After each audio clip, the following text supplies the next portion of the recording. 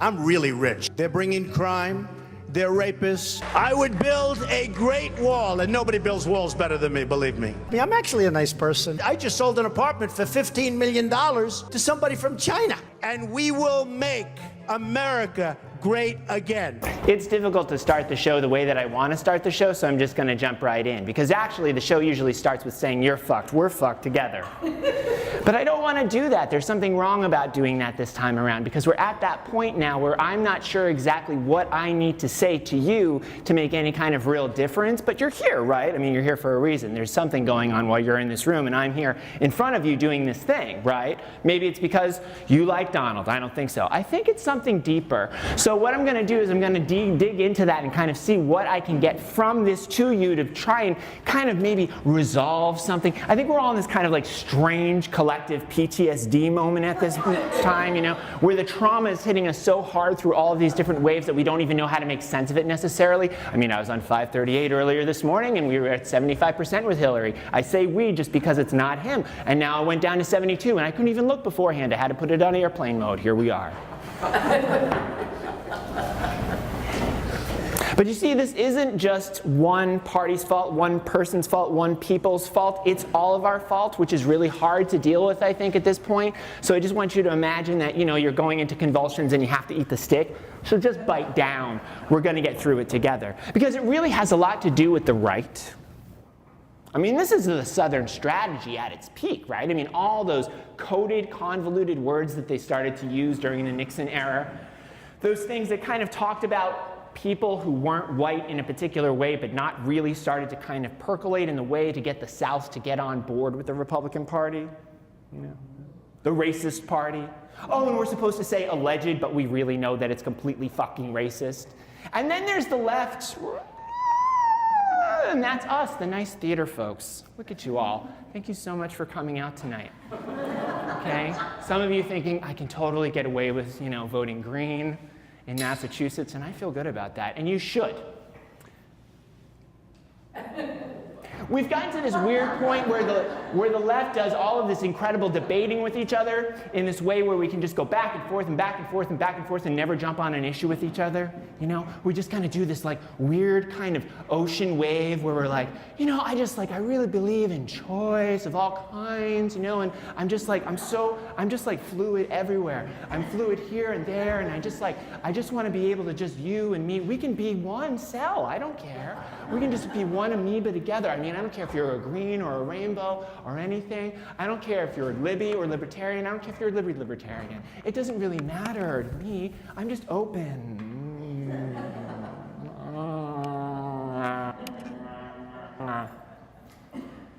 So, you know, it's great that you wrote that guest post for HuffPo. Very proud of you guys.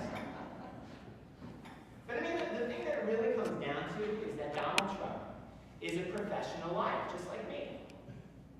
I mean, I'm on the stage and I can say really whatever I want. I can make shit up and you wouldn't necessarily know if it's true or false, and he does that all the time, and he's really good at it. The guy is a master improviser. Fucking master thespian.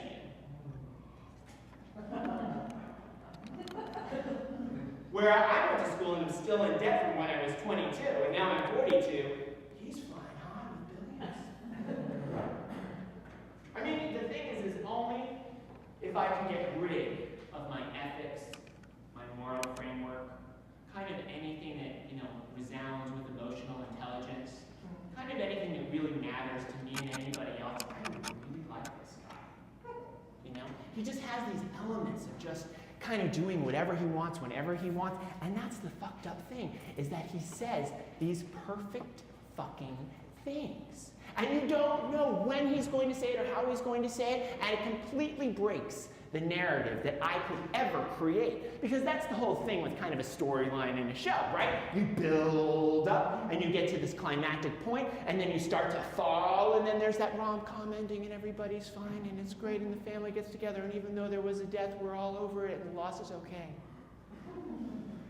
But he does this thing where you're just kind of waiting, you're on edge, and you're thinking to yourself, he can't really tweak it anymore. He can't really say anything that's going to get my goat anymore, right? How do you even get someone's goat? Does anybody have a goat? Some people do. Actually, I do know somebody, Joe. He's on city council. He has some goats, and he sells goat soap. But back to Donald. There's this weird fucked up thing where he says that thing and it breaks the storyline completely. And it messes with that whole idea of being able to have anything in particular get to that point, because he's constantly cutting it down. And then there's his gaffes, right? There's the gaffes, you know. Can we call them gaffes? Can we call like the nightclub? I call it the nightclub in Florida gaff. You know, it's just like I don't like these, you know, Muslim parents of a gold star sign. You know, fuck that. You know, just fuck those people. And she didn't talk, and obviously that's not okay. And she must be under the and she must be not be able to talk because she's wearing the thing. And you know, blah blah blah blah blah. I mean, there's a baby, and I love babies, and fuck your baby, and like all this fucking shit. And it's just going on and on and on and on and on. And then all of a sudden, deplorable, and it's like. Everyone loses their fucking mind because Hillary says deplorable. And everyone's jumping on her and going down her throat and taking out her tongue and slicing it up and putting it back in and going, I hope you have fun. And then he just keeps going with his gaffes, but they're not really gaffes until that moment in time, which we will get to and talk about because that's the thing that really broke the shadow and fucked it all up for him, I think, maybe. But now we get back to the emails and I don't even know how to fucking keep up. Because when I started this show 3 weeks ago, I didn't have all this other shit I had to do.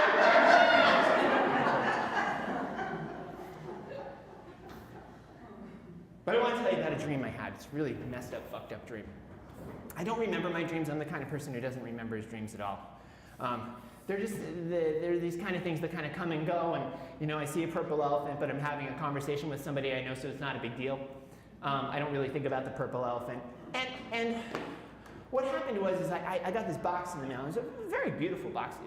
It was wrapped in all of this gold paper, and I would open that up, and there would be kind of flecks of gold just kind of coming at me, and it would get on my face, and it would be okay, because I felt like, you know, I don't know. It wasn't at the same point as kind of 007 with Goldfinger, where I would die from the gold necessarily, but I opened it up and then I started getting further and further in, and then I saw it. I couldn't believe I had it in my hand, and it had all the pieces and all the parts, and it was Trump the game. And I have to tell you, as soon as I got this, I knew what I had to do. I started looking at the board. I started looking at everything that was there. And I just, you know, I had my little tees. My little tees could go along the board and get an office building or a hotel or this island resort. And I just thought that this is amazing. I have to share this with everyone I know. So I called up everybody in my political circles, because of course I'm living in DC and I have a power suit on and I'm able to do all sorts of things wearing that power suit, and it's phenomenal. So I'm just inviting everybody over. I'm inviting Sarah Palin over because, you know, she's, you know, got the, and I've always wanted to see, are you real? And she is. And I just wanted to kind of like dig in and kind of have all of these different people come to my party. So I've got all of the political elites coming and all of their friends and the people who, you know, wear chains that kind of, you know, just kind of grovel at them and whatnot and kind of do their bidding for them.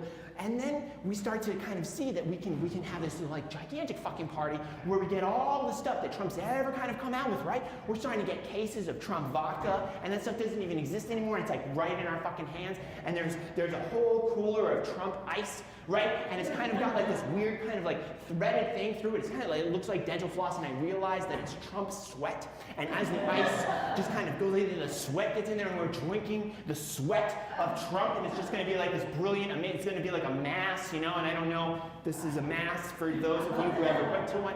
And then it's just like there's Trump steaks, and they're just beautiful, and they come from the Sharper Image, and the Sharper Image doesn't exist anymore, but somehow it opened up just for me in my dream, and it's perfect. And so we've got this table of Trump steaks and Trump vodka and the Trump ice, and we're all set, and we start to play this game, and it's amazing. And you can see that everyone, as they're eating and as they're drinking, they're just having that awful experience, that sort of indigestion already building up, where they're just like, that sort of thing where you're like, I can't handle this, I can't do it, but I have to eat more and more and more, and I have to go around the Trump game and do this thing. But I have to tell you how the Trump game works, because that's the most amazing thing about it, is it has 3 rules. Oh, and I want to show you the rule book. It's amazing, because there's actual rules in here, but they don't make any sense, because I think it's really just for show, because you know that Trump doesn't really play by the rules, right? There's only 3 things that make this game stand out, okay? 1 is the money. Okay, the money looks exactly like Monopoly money, okay? But it's a little different because it has 6 zeros at the end, so that it's, you know, it's a lot more money than the 10 or the 20, right? And it's really, really great, okay? And in a lot of ways, you know, when you think about it, this is kind of like Monopoly for dogs. So it's kind of like, you know, a really wonderful thing. But what's really great about this is that, you know, it has all these like really, really cool looking money things, and you can take the money, all right? And then what happens is that when you land on somebody's property, right, usually you pay that person, right? You pay that person some rent, but in this case, you just take the money back. You just take it back. You don't have to have it. Where's the other one? And kind of that's how the whole thing works, right? So then there's that. But what's also brilliant is the die. And I always find it interesting that we call one dice a die.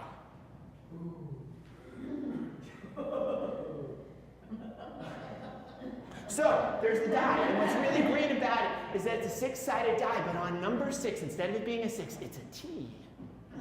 So if you land on the T, you trump somebody, and then you just take whatever you want. You just end the game, it's over, that's it. And it's this really, really beautiful, brilliant thing. I need my die back. But we can keep the T's. But I want to talk about, wow. See, that wouldn't happen at a Trump rally. And they just keep that shit.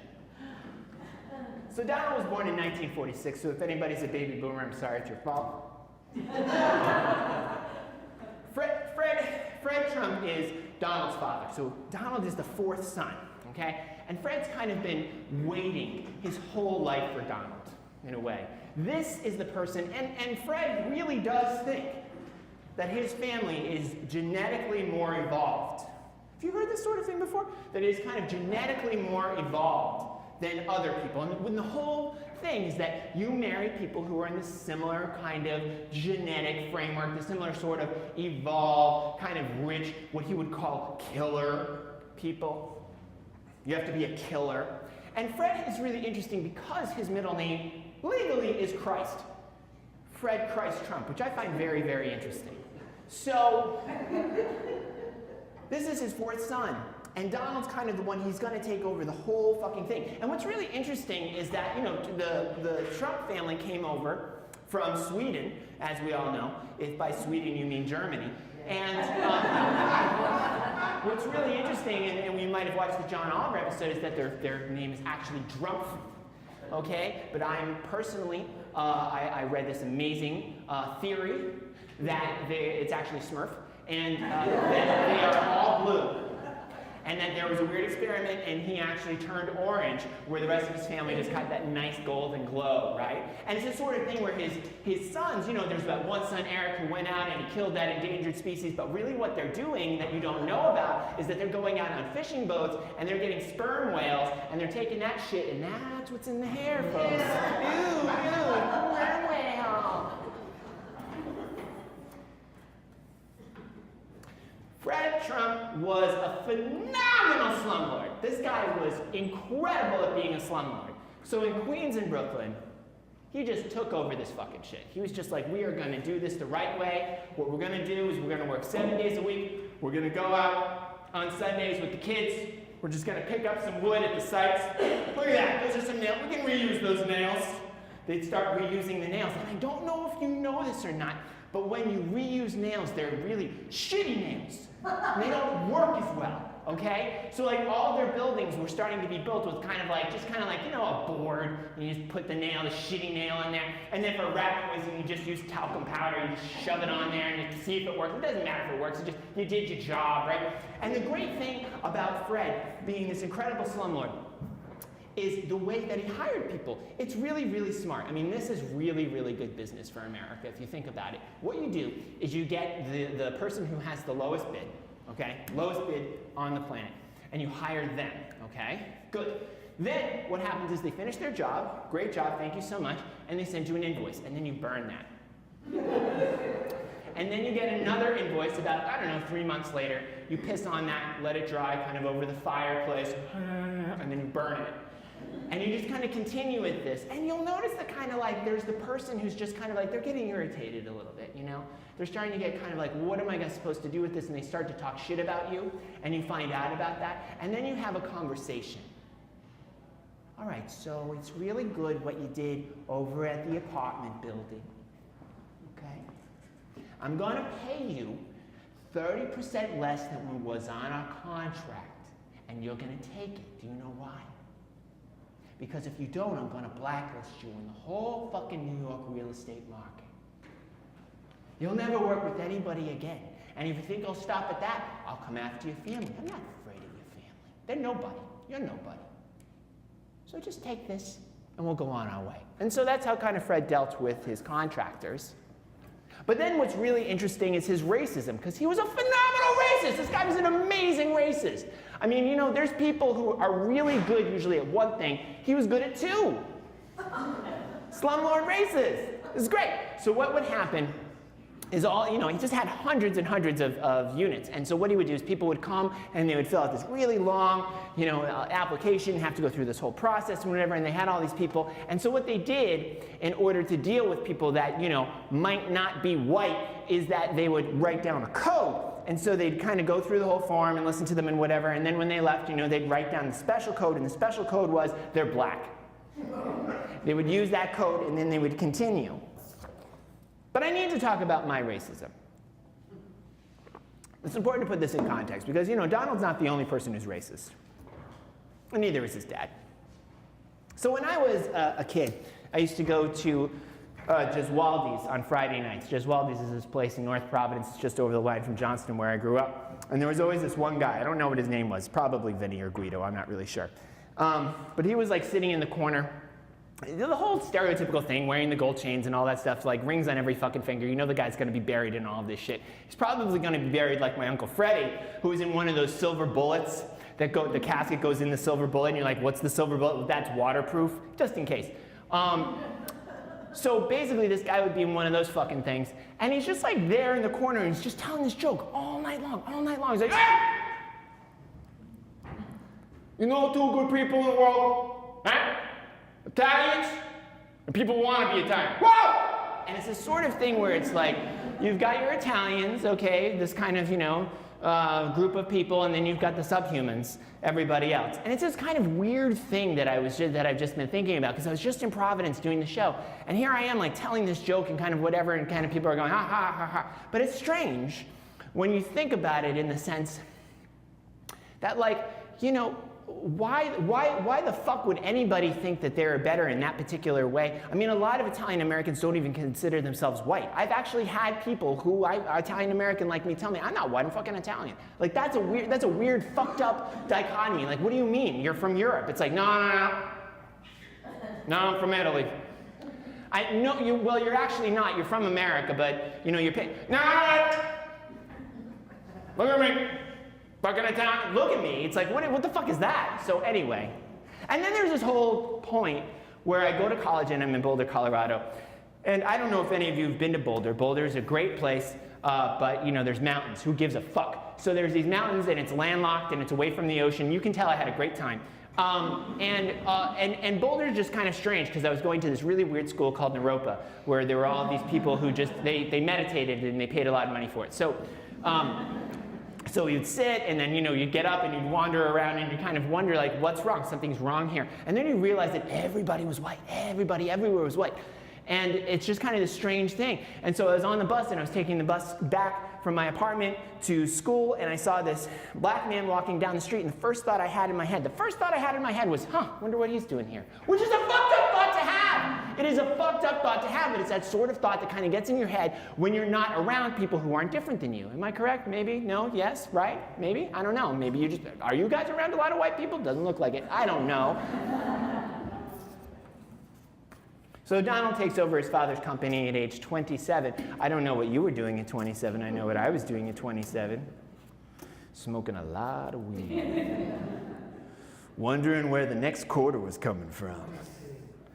Hanging out with a bunch of kids at an elementary school, being like, run wherever you want. I don't care, I'm high. No, I never did it when I was working, but we are on videotape. Okay. And this will be playing on East Hampton Community Television later, where people think that I got high around a bunch of elementary school kids, which is not accurate or true. This is theater.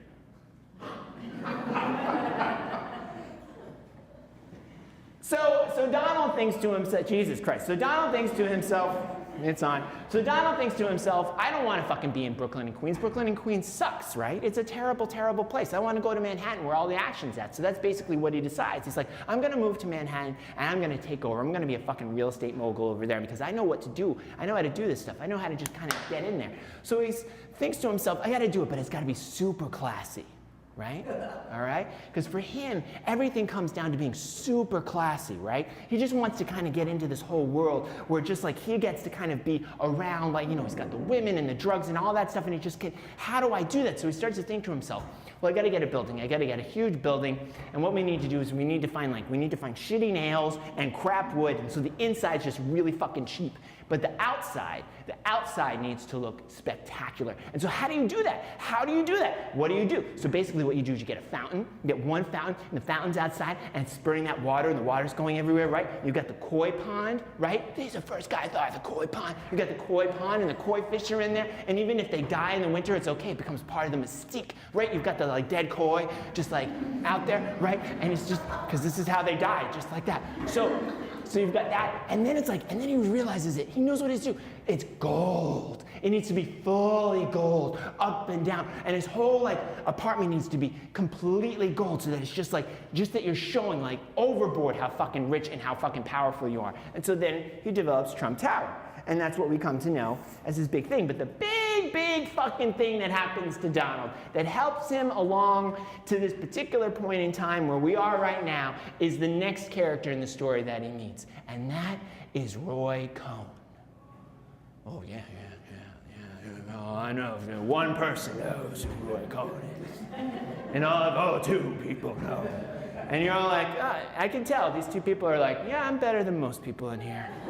I know who Roy Cohn is. And it's true. Roy Cohn, this is a full-service fucking monologue, so don't worry if you don't know who he is. This is basically who Roy Cohn is. I want you to imagine evil incarnate as Satan, but Satan decides to shed his skin, and then what's there is just nothing but dark soot. And around that is just kind of this mass of nuclear waste. And around that is just kind of these thorns and barbed wire that are all kind of put together, and that's Roy Cohn. This is a man who started the Red Scare with Joseph McCarthy. He was whispering in his ear the entire time the Rosenbergs were about to go and get killed by the government. He's the one who started the whole thing that these communists were trying to take over and whatnot. He was a completely anti-Semitic, yet he was Jewish. He fucked tons of men, but was completely homophobic. And if you told him these things, if you kind of confronted Roy about these sorts of things, like, man, you know, Roy, you might be gay, he would ruin your fucking life. Because his whole thing is that he wanted to just be part of this elite group of people. He wanted to be in the higher echelon of society. So it didn't matter like where he came from and whatnot. He wanted to just destroy everything. And so he became Donald's mentor. They met at a party just randomly. And what happened very soon after is that all of those people who had been discriminated against by his father came after him. And so they came after him through the government. And of course the government does not want to sue rich people. I don't know if you've seen this before, but the government doesn't really like to fuck with rich people. They just kind of want to leave them alone. So they kind of like have this conversation with Donald, and they're like, you know, Donald, we don't really want to do, we don't really want to sue you, but there's like a lot of people, so we got to kind of do this class action thing, and we hope that you're just okay with that. But Roy Cohn is like, fuck that. We're going to sue them for $100 million back. We're just going to go right after these fuckers. And so they fight it. And they get all this fucking press, like press and press and press. And it's just like this buildup and this buildup and this buildup. And the thing is that they lose. But they claim victory. They claim that they won. And what's really fascinating about that is this element. There's this little tiny, like, pinpoint fucking thing, like porcupine needle that you take off and you kind of look at, but you can't really see kernel of truth. Something that people, if they kind of hear it, they might go, huh. You take that and you surround that in lies. And then you pack that in more lies around that. And then you shoot it at people and it hits them.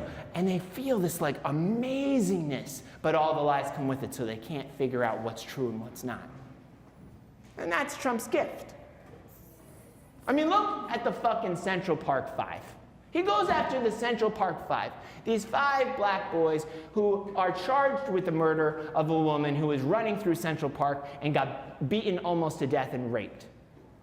It finds out that they are acquitted years later, but at the time, Donald comes out with newspaper ads, $85,000 in full-page ads in the 4 biggest newspapers in New York City, basically saying, like, bring back the death penalty, bring bring back the police. And he's going on television and saying, I hate these boys, I want them to be dead, everybody should know that they should be dead. And then they get acquitted, and he won't apologize because they claimed being guilty. I mean, politicians have to be phenomenally nuanced, right? They have to think about everything that they're going to say. Every single thing that they say is going to go under massive scrutiny, have to go through all of this fact-checking and da-da-da-da-da. But the thing about Donald is he doesn't give a fuck. He doesn't give a shit about any of that fucking shit. So basically what he does is he talks like a normal human being, which is kind of strange when you think about the fact that he's talking like a normal human being. Because basically what he does is accuse, retract, accuse, go sideways, and then he steps out the door and he blames the media. Accuse, retract, accuse, step sideways, go out the door, blame the media. And it's phenomenal because it works every single time. I don't know if any of you remember the original stump speech that he was using when he started to run about, you know, bringing up the economic miracle of Atlantic City. Have any of you been to Atlantic City lately? It's incredible. It's just blighted and just a mess, and there's just things falling apart. In fact, the Taj Mahal, which is the thing that he first went bankrupt on, or one of the first like 3 or 4 bankruptcies that he had in the 90s, which kind of basically killed his real estate career, but we won't really like. Anyway, so he basically takes on this 1,250 room hotel, has all of these people who have to work there and everything, but he builds the outside with the sort of stuff that you use to build pools. Okay? So the outside has this material that you would put into a pool, the kind of thing that needs a lot of maintenance, like after 10 years or 20 years, because it just kind of starts falling apart. And what it starts is it starts falling apart off. So like kind of the Taj Mahal thing starts kind of like crumbling off, like it's like styrofoam just kind of falling off everything. And it's a really good metaphor for his whole thing. Now, I can't just leave Donald out in the cold with this. I got to talk about my own first business disaster, and I've had plenty, but my first one was pretty amazing. And basically, this is it: I was trying to teach voice lessons, and this is how I got to this point of teaching voice lessons. Basically, what I did is I read "What Color Is Your Parachute?" Who's read it? Good job. "What Color Is Your Parachute" is a phenomenal book that tells you all about who you are, what you are, and why you are you. And what it is it basically is a bunch of lists. You just write out all these fucking lists, like what you like, what you love, what people think you're good at, and you just go through this whole fucking thing with it, okay? And what's really phenomenal about it is that I finally got to these 3 kind of words. One was voice. Circle that, voice. I love the voice. I could talk about the voice all day long. Just voice, voice, voice, voice, voice. And then the other one was one-on-one. I didn't know what to make of that necessarily, but I knew it had something to do with me and another person. And then there was another word, and I can't remember what it is. I've blocked it out because it's probably traumatic. So the next thing I know is I'm starting a whole business. And how do you start a business in the Bay Area in like 2003? Craigslist. So I start putting out all these ads. Voice lessons. $25 to $1 million, whatever you can afford. And like people start coming over to my house because I'm like teaching out at my house, and I'm like, yeah, we're just gonna go into this room here, and you know, yeah, basically this is my roommate's bedroom at night, but it's a living room right now. We'll be fine. She's gonna be sewing in the corner, no big deal. Keep going, Isabel. And so like, and I would teach these voice lessons to people and kind of get into this whole thing. And then I got even better because I started getting hired over in San Francisco. So I take BART, the subway over, and then I get on a bus, the gear, and I go out another 45 minutes, and then I'd walk 10 blocks, and then I'd give this voice lesson to this dude who basically gave me a coupon and $40, and then I'd like get back on the fucking bus, and I'd go back and I'd get on the subway, and then I'd see somebody and it'd be like, oh my God, and then like and then I'd get home and I'd have a burrito and I'd be negative $10. I mean, can we blame Donald? Can we blame him really for becoming this real estate mogul piece of shit asshole fuckface? Can we really? I mean, aren't we kind of our parents' children? Isn't it kind of like his father's fault in a sense that he became this person? Or was he just that asshole kid? Because according to all of the biographies on Donald, he's been this way since he was 5. And I don't know, you know, that school that I worked at when I wasn't stoned in aftercare, I basically worked with some kids that, man, these kids were fucking assholes. Not all of them. 2 of them. Like you knew, like you saw them and you're like, they're gonna be like this the rest of their life if nobody intervenes. And then you meet their parents and their parents are fucking angels. And you're like, what the fuck? They're like, they do everything for their child, There's like, they've got an itch and they put like cotton balls in the itch and make sure that it's taped with like angel feathers around, and they're kind of like, it's like, oh, my tongue hurts. And so they like take out their spit and like wipe their tongue and they're like, it'll be all right. They do everything that they can to give to their child as much as they can. And no matter what they do, this child is just the most bossy piece of shit asshole. And you know that they're just going to be this tyrant when they grow up. You see them, they're 5 years old, and you just know they're going to be like, fuck you! Give it to me! And you give it to them. Because you're just like, get away from me. And they're like, I'm coming back. And it's just like, that that's who they're going to be. And what's really crazy is that now there's all these studies on authoritarianism, which I could not say 2 weeks ago. Now I can. Authoritarianism. Fucker. So, basically, that's basically the whole thing. That's like, we want an authority figure to take over and kind of tell us what to do and kind of make the planet better by being like, so, there's this whole thing that happened with these political scientists recently, where they couldn't just go out, and ask kind of the population or the voting people, who are the same thing, citizens. They basically asked them these 4 questions. They had to ask them these 4 questions, and it's very interesting because it wasn't about, what they thought of other races or economics or anything like that. It was about their child-rearing skills. Like what they believed when it came to parenting. And so it's very interesting because, and I just want to read this to you, it's very fascinating. It's like, tell me which one you think is more important for a child to have. Independence or respect for elders? Obedience or self-reliance?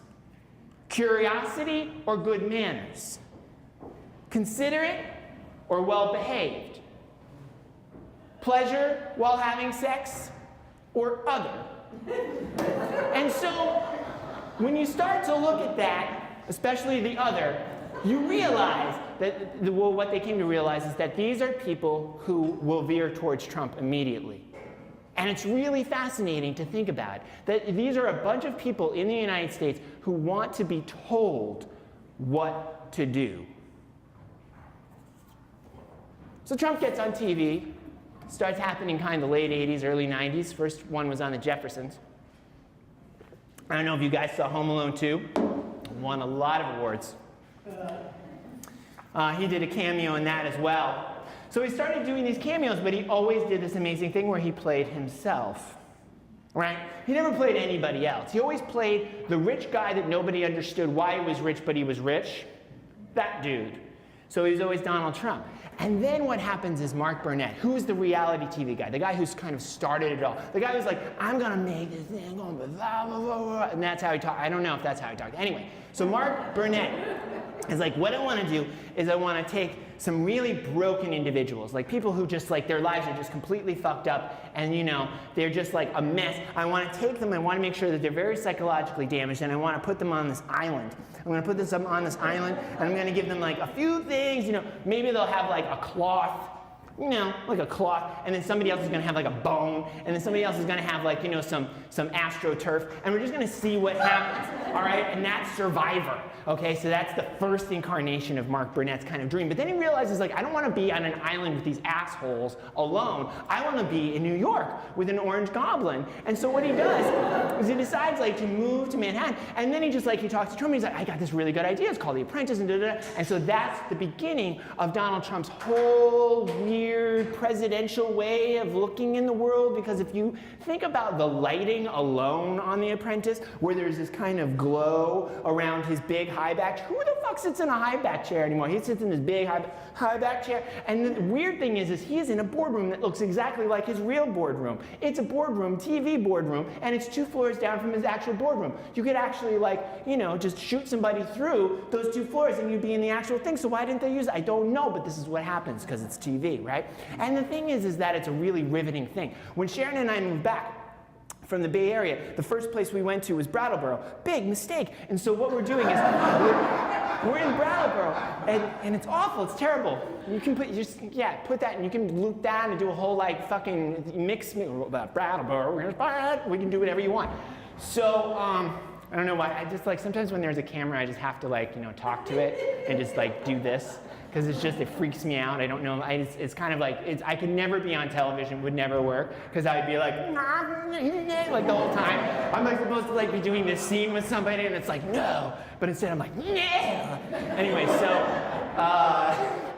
would never work. I'm just way too into theater. Okay. So what the fuck? Person. Yeah! Fucking Brattleboro! God damn it! So our landlord at the time, thank you! So our landlord at the time gets us to have two, he takes like this antenna like this on the chimney and we're like, oh my God, we can get NBC and PBS. So of course we watch The Apprentice. And it's fucking riveting.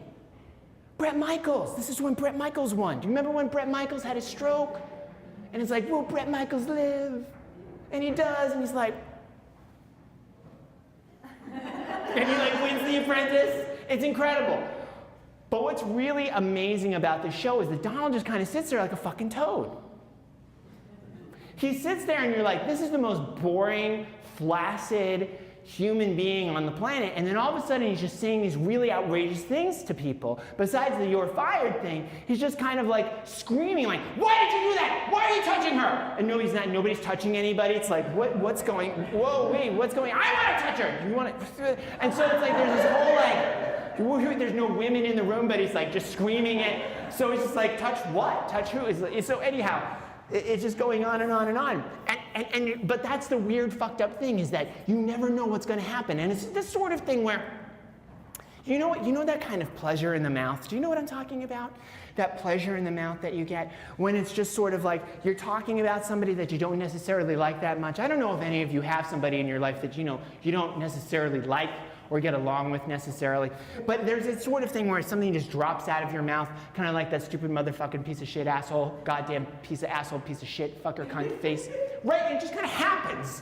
It just falls out. It just like falls out and you don't know where it came from. That's the sort of thing that Trump constantly gets away with. And it's really, really strange because I don't necessarily want to do those things necessarily, but there's something that just feels so gratifying about doing that. You know what I mean? And it's not even gossip necessarily. It's just that sort of thing where you're just like walking by somebody and you're like, hey, and they're kind of like, and you're like, and you just want to say it, but you don't.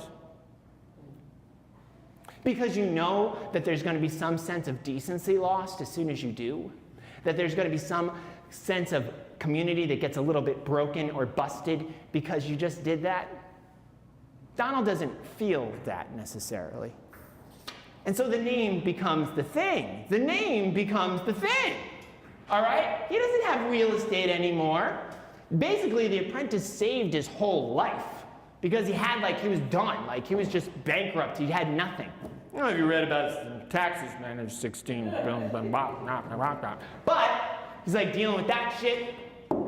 So basically what he starts to do is just sell his name. It's just a brand, It's like Trump Hotel, Trump Golf Course, blah, blah, blah, Trump Taiwan, just buys the whole fucking country, just Trump Taiwan, and it just like is this whole thing where he just starts like putting his name on everything, right? And you have to think about that because artists like myself, okay, kind of push against this whole thing with branding. We don't want to be a brand, okay? NPR, sponsor of the show.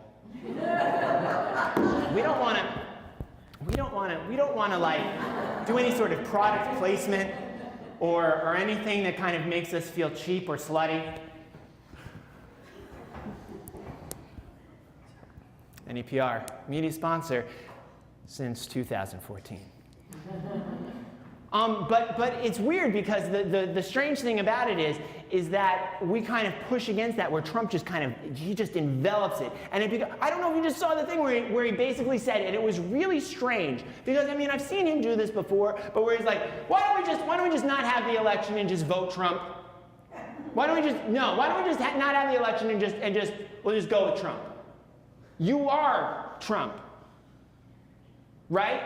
But talking about yourself in the third person in that way kind of removes yourself from the whole aspect of really kind of fully engaging with the whole kind of monstrosity that you've created. Do you know what I mean?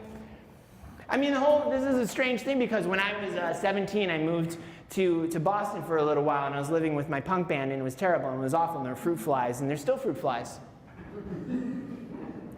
in the States. We couldn't get rid of them, we tried.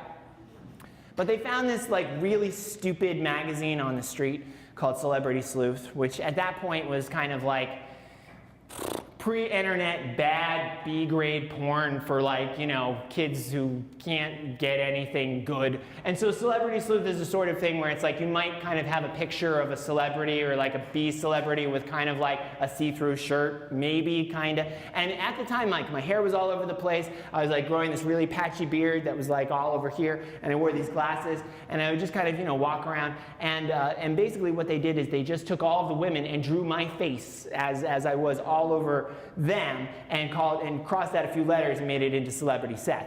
So, and then they would pass that around at hardcore and punk shows, and I just became Celebrity Seth for a while. And what's odd is that there's this whole like strange thing in this area, like they, you know, like Chris Roman writes an article on me, and people are like, Seth, and it's like, yeah, no, I mean, Chris is a really nice guy. I'm really glad you're famous. No, I'm not famous. Look at how many people are here. Not that this isn't good. It's nice. Thank you very much. But are you going to come back? Probably not. And the thing is that, and I know this, and that's what's weird is because I know when you leave tonight, you're going to talk about me. You're going to say things, and there's nothing I can fucking do, right? I can't chase you and be like, what are you saying?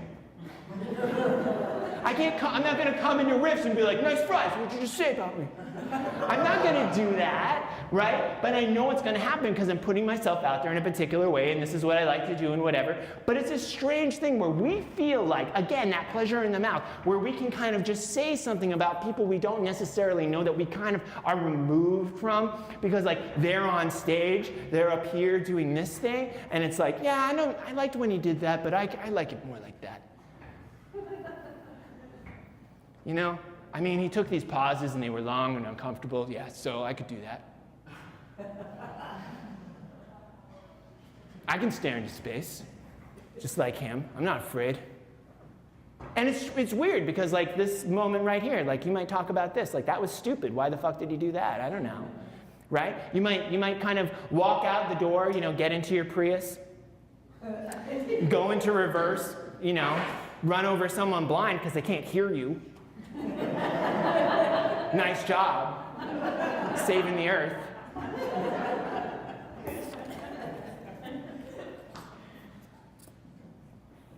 But what's really fucking nuts when it comes down to this whole thing is the video that was released. And we all know the video. We don't need to go into the whole pussy video, but we know about the pussy grab video. And the things that happened from that and whatnot. And the fact that like there's people all over the place saying pussy, pussy, pussy everywhere, right? And trying to take their pussies back.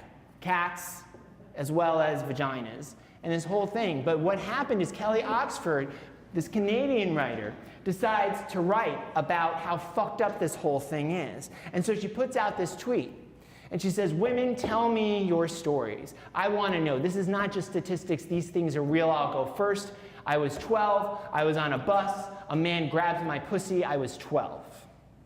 She gets 1 million responses in 24 hours with the hashtag not okay. And this just starts steamrolling. All of these people, both women and men, start responding. Women are responding and then immediately tweeting right after saying, I wish I hadn't put it out there. I want to take it back. I want to delete it, but I'm not going to. The trolls start coming out, start attacking these women in various ways. A project starts in Turner's Falls, right? Grab him by the ballot. I don't know if any of you have seen that. It's a brilliant project.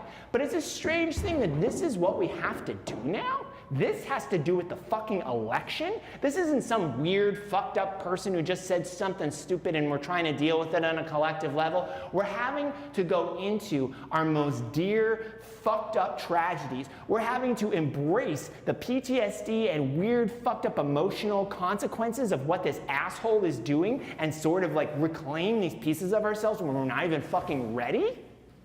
This is fucked. This is fucked. And so I start to think about the things that I want to reveal. And I have to tell you this because I'm not going to tell you the full thing. But I start to do mine in Brattleboro. I start to read my shit. And there's somebody in the audience laughing. And they're laughing just like that, uncomfortably. They start laughing uncomfortably at my fucking trauma. And it's that weird thing where you're not really sure what to do with that. So you keep going, right? Because you're not on a fucking computer writing this shit. You're on stage doing it. And all of a sudden, you feel like you have to own it. You have to do it. And I wasn't fucking ready. Just like I'm not ready to tell you it now and won't tell you it. And it's not even appropriate. It is appropriate. I can do whatever the fuck I want. I'm 42. I'm saying it's not, shut up. All right, so we're going to continue. God damn it.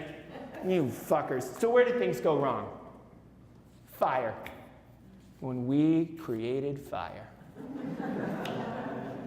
It's when everything went downhill. But we'll take it back a notch and we'll go to Sarah Palin. We'll just go back 8 years, okay? Because what happened then? What happened then? For 24 hours, the media and the liberals were like, who the fuck is this? This is fucking crazy! She like hangs out of helicopters in a bikini and shoots moose. What the fuck is this shit? What the fuck is it? I can't believe what the fuck is happening right now. And that's the weird thing. Like John McCain, what's happening, right? He's like in a room, like not a situation, but a situation like a situation. It's called a situation, not situation. Hey. So he's in that room with a bunch of people and they're like, what do we do? What do we do? I'm really boring. And you know, Obama's so charismatic and interesting and he says things and people like it. And I just go, right? So it's like, I know what we need to do. I know what we need to do. There's one guy and it's just like, he's been up for like 72 hours. I know what we need to do. Fuck it! Fuck it! We need to fuck it! We're just gonna choose anybody. Who's the worst? Just pick him! Fuck it! And there's something amazing about that. There's something so empowering about saying fuck it. You know what I mean? Where you're just kind of like, you just kind of walk into, you know, Haymarket. You just walk in, you're like, fuck it! I don't care if you pay people $15 an hour. Fuck you, fuck it! Right? You just kind of like walk down Greenfield, just the whole street of Greenfield. You just walk in the middle of it, you're like, fuck you, fuck it! I fucking hate this town. I'm never gonna move here. Fuck you. Fuck it. I don't care if you want me to move here. Fuck it. And nobody asked you to move there, but you're just like, fuck it. There's something incredible about that. There's like this anarchy that you can just kind of embrace. And I like that, you know? I mean, I grew up with hardcore and punk culture. There's something about just like saying, just like, fuck this. I'm just gonna fuck you and But again, there's a context for that in this situation, right here on stage in a particular way. But if you're just doing that over and over again in life, again, that sense of decency, that sense of like boundaries that are actually good, that sense of community, that sense of the commons that we could actually have where we could share things with one another in a particular way, it starts to just kind of dissolve and eradicate. But you gotta realize something about Donald that's really fucking interesting, and it's something that I've done a lot. It's clocking people. Watching every single thing that they're doing, whether they know it or not. Watching their behaviors, the way that they're sitting, knowing how many drinks they had, what kind of drugs they're on currently. I'm talking prescription, everything. And I know that now from y'all being in here. Okay? I know who's on Percocet. I know who's on Prozac. I know who's on Xanax. I know who's on all three. I know who wants whiskey but can't have it, and I know who's got whiskey and can give it to that person. So I understand all of those things, and it's really interesting because you're constantly just kind of reading the temperature of the room. And he's phenomenal at that, you know? It's the sort of thing like he can get away with being like, oh, I'm African American. Like, who the fuck can get away with just saying something like that? And people are like, ah! Like, what is going on? Or the white woman saying blacks for Trump like a few days ago. Like, that can happen. He probably handed her the sign and she's like, oh, hold it, I love you. You know what I mean? There's a fucking woman who got a t-shirt made and it said, Trump can grab me with an arrow down. Okay, like this is where we're at. We're at this point where there's people who are making t-shirts seriously, and they've got a very nice logo that say, fuck your feelings. And they're wearing them at Trump rallies. Fuck your feelings in response to the whole not okay sexual assault, sexual predator fucking bullshit. Like, this is what's going on, where people have kind of really collectively lost their fucking minds. Oh, I know. This is what we gotta do. We gotta breathe, we gotta sigh audibly at a theater fucking show, because, you know, usually at a theater show like this, you'd have that audible experience and just go, no one would hear you. But now it's got to be like, okay? I mentioned 538. I say a percentage. It's like, it's now down to 69%. People are like, it's like this whole fucking thing starts to happen to people. It's terrible, right? But I mean, you've got to think about the fact that who he was going up against in the primaries was like the worst case of superheroes on the planet. Like, these are the worst set of people, okay? These are the sort of people, like, they get up there and you know that they've got a superpower, you know they've got something, and you're just waiting for it, right? And Mark Rubio gets up there and he's like, I can blow ice, and he's like, and an ice cube comes out and just breaks. And you're like, that sucks, you suck. And this whole thing happens to me. Fucking Ted Cruz, come on, this is a smile. He's a lizard man. He's a lizard man. There's a lizard man that came into his home one night and he's like, I'm gonna take over, and he comes out. I love Jesus. And it's just this whole fucking thing that happens. There's actually a psychologist, and he's a conservative, who wrote about the punchability of Ted Cruz's face based on the facial expressions that he makes, how hard he wants to hit him, at what velocity, etc. And it's incredible. I mean, you got to think about that, right? Jeb, come on! Fucking Trump calls him out, totally calls him out, and says the thing that we've all been thinking. Is this guy low energy or what? And everyone's like, oh my God, he is! He's totally low energy! Everybody's like that, and Jeb's just like, yeah, I am. I've always kind of been like this. It's just the way that it is. And then, you know, just like a couple weeks later, he says, well, at least my brother protected us. It's like, he protected us? He was president when 9/11 happened. Holy fucking shit. He fucking said that. There's like this collective thing on both sides where they're like, there wasn't a president that day. There wasn't a president. No. That day was just kind of blank. You know, we don't really remember who was president necessarily.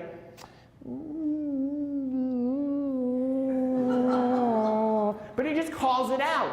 And that's the amazing thing, is he is this, okay?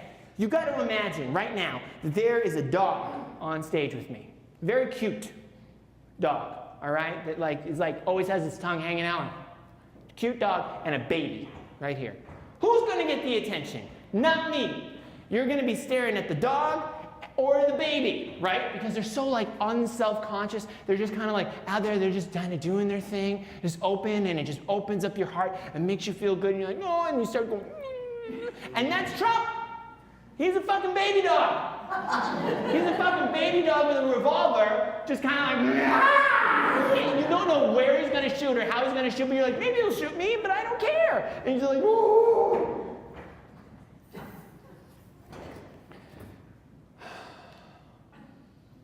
Okay, all right, so then there's Hillary. Okay, there's Hillary. There is 2 L's. Hillary.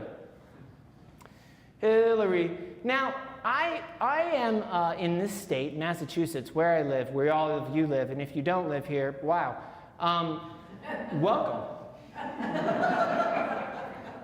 I'm unaffiliated, which means I am an independent, but I like that word. I like that feeling of not being affiliated, where I can just kind of like really like just kind of like look at other people who are affiliated and be like, fuck you, you know? I'm not. It's like I'm unleaded and you're leaded. And lead, what does it do? It kills children. Fuck off. You know what I'm saying? That's why I got rid of lead. That's why I got my house de-leaded. And my landlord hates me. It's okay. All right, so basically, she's boring as fuck.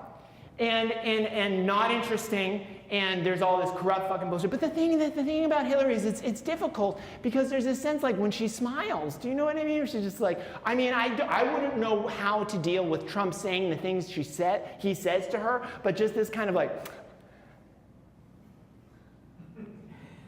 it's not even uncomfortable. It's like, I'm gonna fucking kill you, but I can't show it.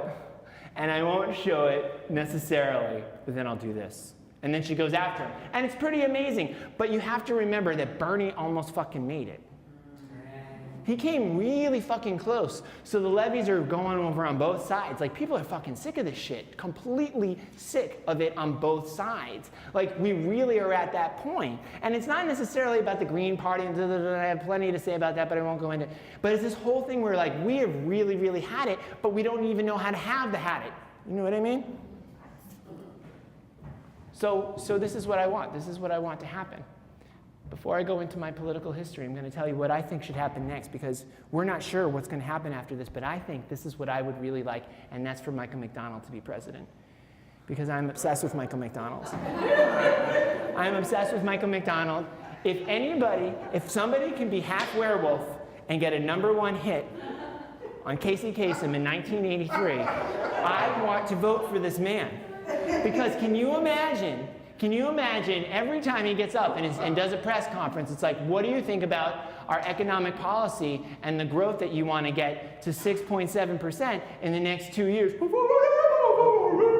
Like, that would be amazing. You wouldn't understand anything. It would just be this kind of like, but it would be huge. It would be incredible. Everyone would feel so good because, like, he'd have a band and everybody would be like jamming out. And it would be this great thing. It's like, well, what are you going to do for the schools? It would be incredible. It would just be like, yeah, like, I want to do that for the schools too. And nobody, it would just be chaos. But where I grew up is kind of similar, but without Michael. Where I grew up is Johnston, Rhode Island, and what's really odd about Johnston, I want to tell you a little story, and maybe you've heard this story before, and it's fine because it's fun. And it's my grandmother, Nani. And I love my Nani. She was a great person, but she didn't edit anything. And we would play these games because she's the kind of person who, if you're on a drive with her, she just talks about everything. Oh, there's a rest area. Oh, there's the mall. There's some grass. It's just like she just notates everything that's going on. And I finally said, okay, Nani, we're going to play a game, and the game is called Nani's Silent for 2 minutes. And that lasted for 10 seconds. So then we played another game. It was free association. Basically, I said to her, this is what we're going to do. I'm going to say a word, and you're going to say the first word that comes to your head. What? No. What I'm going to do is I'm going to say a word, and you're going to say the first word that comes to your head. So I'm going to say, like, bathroom, and you're going to be like, toilet. Good. Great. Perfect. So then I said, Johnston, and she said, corrupt. So that's where I'm from. So when I was growing up, there were all these signs everywhere for when there is a mayoral race, and it was always this guy, A. Russo. But what happened that I found out why his name was A. Russo is because there was this other guy named Rusilio. And Rusilio and Russo ran against each other, not for mayor, but for something else in the 70s. But the thing is that Italian Americans, from where I'm from, not the smartest people on the planet, would just kind of go into the voting booth and vote for the first person. Just kind of like, let's get this over with, I've done my duty. And so Rusillo decides to change his name to A. Rusillo, because he can. So Russo changes his name to A. Russo, and then A. Rusillo changes his to A. Rusillo. I don't fucking kid you, this is what happened. And then he just kind of like leaves and decides to do something else, but A. Russo's kind of stuck with A. Russo. And then you've got to think about Buddy Cianci. Anybody know Buddy? Oh, Buddy. So really quick bumper sticker, Buddy Cianci, I make Providence better through crime. So Buddy Cianci was an incredible mayor. I went to high school with his daughter, Nicole, and she's the first person I ever saw on a cell phone. This is 1991. I thought she was on a walkie-talkie. I didn't know what was going on, but she would get a call and be like, I got to take this. And it's like, what is going on right now? This is very strange. So Buddy, the first time he went to jail is because his ex-wife, no longer married, was having sex with somebody else. So he got a couple of state troopers to sit the guy down and, kind of slowly just lights a cigarette, starts talking to the guy, so you're fucking my wife, puts it into the guy's face! Fucking Soprano shit, okay? Like, I grew up with this shit. Like, recently, somebody said to a friend of mine, you better watch your back, about something that we were doing in the arts. And I was kind of like, what does that mean? Is he going to try and kill me? Because where I'm from, that's what it means. When it really just kind of meant like, you better watch out, people might start talking about you. I'm ready. I'm like, I wake up like this. Good morning. So then Buddy gets out of jail and he runs for mayor again. And he gets in. And then I'm in Kyoto, Japan, and I'm reading the New York Times, and it's a beautiful New York Times. It's incredible. I don't know why. It's the most beautiful New York Times I've ever seen. And I'm just flipping through, and I see that Buddy's going to jail again for extortion, a few other things. And this is really great, because the judge is like, you are such an asshole, I'm going to throw you in for another 3 months for having pasta sauces on the fucking shelves that say Buddy's Own. Totally Paul Newman's label, but it's like Buddy's face, and it says Buddy's Own. Really good sauce. But he's like, that's a conflict of interest, fuck you. So he puts him in for a little bit more. So he's in a fucking limo, and he's being driven to prison. In a limo! So he's being driven to prison in a limo. And there's a picture of a guy in the New York Times. I kid you not, this old guy. It's one of those shots like up like this, and he's holding a sign, and the sign says, "I don't know what you did, but I thank you." And that's Providence politics. But I gotta go back to the dream. The dream is important. It's very, very important what happens next. Because, all right, we've had our Trump steak, we've had our Trump vodka, we've had the ice. I feel the sweat of Trump circulating in my mouth. It's just gross. And I gotta end. So how do you end a party? You clean up. You just start kind of doing a dish. You know those people who whistle when they, or just like get away? Like, you ever see that guy, like that one guy just walking down the street like on the bike path and he's like, and you're like, you're freaking me out. What? You can't be that happy. And it's like becoming dusk. It's like he's gonna kill you. So anyway, so you start cleaning up. And people start like, you know, taking note of this. And they start kind of like going and getting their jackets and whatever. And you can kind of see like there's people who are starting to hook up. Like I notice Al Gore and Sarah Palin making eyes at each other and kind of doing this, right? And so, you know, I just at one point I'm just kind of like, all right, chop chop, we're out, okay? I'm just like high-fiving Ted Cruz, you know, Jeb, etc. Everybody just starts leaving. And I'm really glad because I'm fucking tired, I'm done with the whole fucking thing. And then I think nobody's there anymore. I think I'm alone. And then I hear the toilet flush. You know the hanger-on? That person who's going to stay with you until 3 in the morning and tell you all about their philosophies of life, you know? They just don't know when to leave. They don't have any sense of anything. And out walks Roy Cohn. And I'm like, oh, fuck. And he looks at me, and he sits down, and he just stares me like right in the fucking eye, and he's like, you think that you can do your little theater piece, and everything's just gonna be okay? I made that boy. I made him who he is. Everything that was in me is now in him, and he's doing much better than me. There's no way that you can ever take him down. And I'm just like fucking freaked out, you know? Inside, I'm just like having this like crazy, just apocalyptic vision of what's gonna happen. And then I just kind of say to him, I don't even know why I asked him. I just said like, well, do you actually think he's gonna win?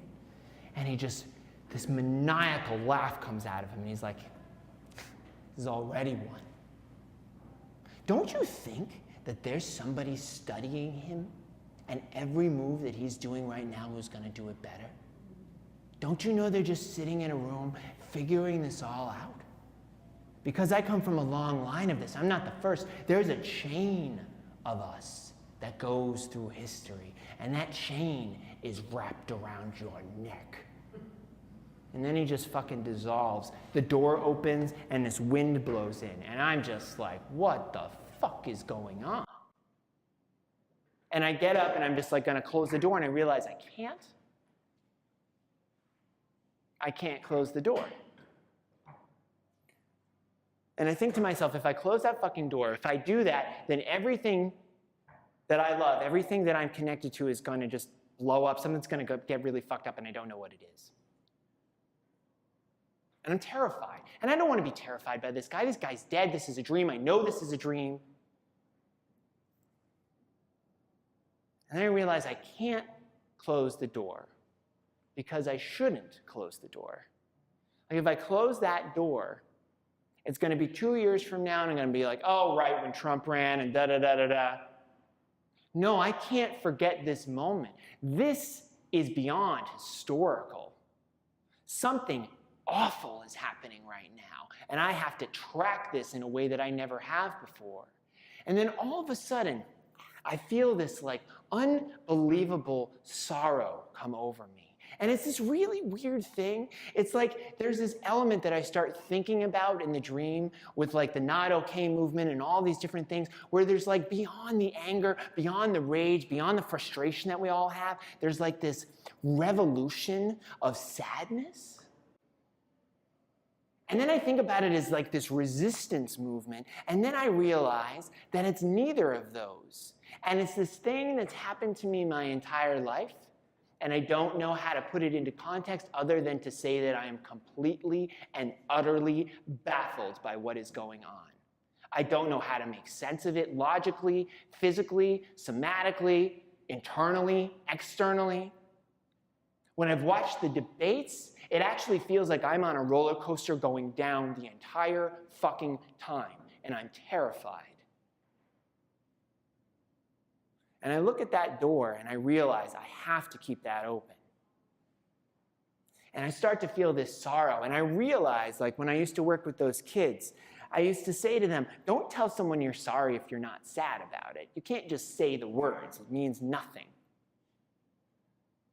And then I realize how sorry I feel, and I feel like I want to apologize for all the shit that this person has put us through, that we've been putting ourselves through, and I start to feel sorry for everyone who's just been traumatized by this whole thing, fatigued by this whole thing, had to go to therapy for this whole thing. I'm sorry that I'm this white privileged man on stage doing a show by a white privileged man about some white, extremely privileged, elite motherfucking piece of shit. I'm sorry that you have to come here and experience this goddamn show, and I don't know. What the fuck are you gonna do with it? I'm sorry that there is this like weird compartmentalization that we have to do at this point to make sense of it and get up in the morning and realize that it's still fucking going on. And I realize that the only thing that I can do is I can hold those people I love and adore as close to me as I possibly can. That I can be as kind to them and as compassionate to them as I possibly can. That somehow we can create these seeds of goodness and try and let those blossom as much as we can and safeguard that with all that we've fucking got. Because something is changing right now. There is something changing so dramatically and overboard that I don't know if we can control or contain it. And so all we can do is talk to each other and have each other in this experience, and it's terrifying.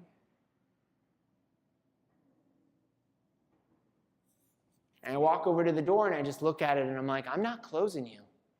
I am leaving you open, and I want you to keep telling me how awful it could get, because I don't know who's next.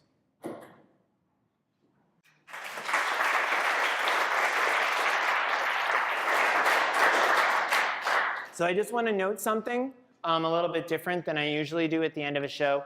So I opened this like 3 weeks ago, last month. Last month I did it for the Seth show. And people were laughing and having a great time, and it was super fun, and then I've taken it to some other places and everything. And tonight, this is hard, folks. Like, it's beyond me being on stage being like, oh, I want them to laugh more. Like, we're in fucking crisis mode. And so, like, when you leave tonight, and whatnot, please, besides talking about me, which I know you're gonna do, talk to each other about what's going on for you. Like, seriously, all we have is each other at this point. We can vote and do all that stuff, but you can go on Facebook, but really, like, talk about your fucking feelings and shit about this. I think we really fucking have to. Collectively, we need to be in group fucking therapy. But seriously, like, I can feel it in the room. Everyone's like, oh my God. So just, and again, I just might be tapping into something, and it could be inaccurate. I could be projecting. But yeah, have fun tonight.